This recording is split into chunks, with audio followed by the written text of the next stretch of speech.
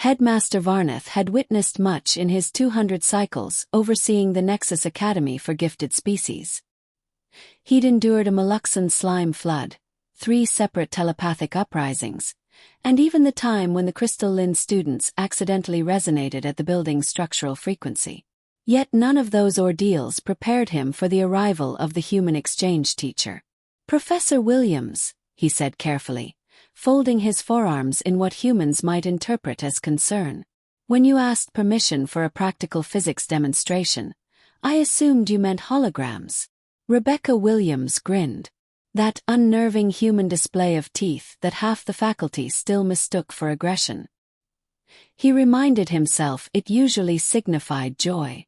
Usually. Where's the fun in that?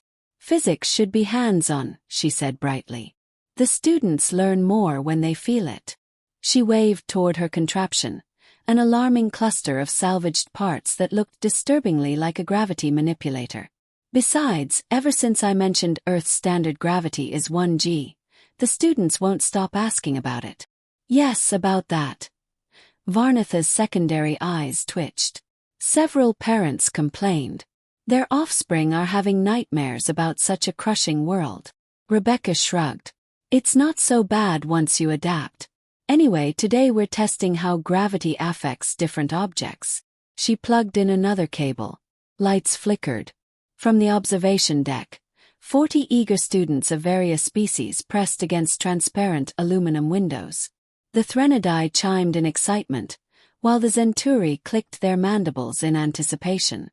Word had spread fast. The human professor's lessons were never dull. Academy gravity is 0.6 g, Rebecca explained, fiddling with dials that would never pass a safety review. But let's see what happens with localized fields. She activated the device.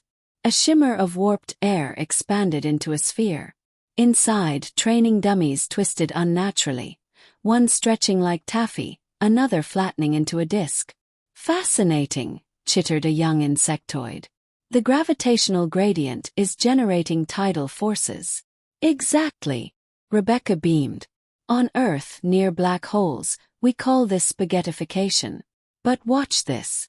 She tossed in a metal ball. It looped 3 impossible orbits before shooting out at a velocity that cracked the reinforced wall. Students shrieked. Varnath's threat assessment glands began to oversecrete. Oops. Too much power, Rebecca laughed, unbothered. She adjusted controls. The hum deepened, the floor groaning. Cracks spider-webbed outward in perfect circles.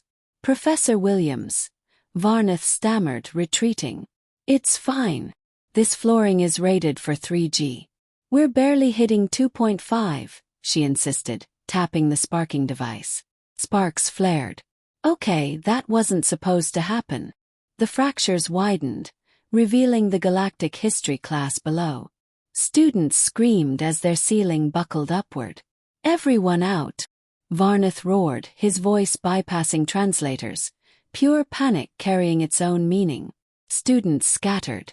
Rebecca remained calm, still tinkering. "Just need to invert the polarity." "Are you insane?" Varnath hesitated at the doorway.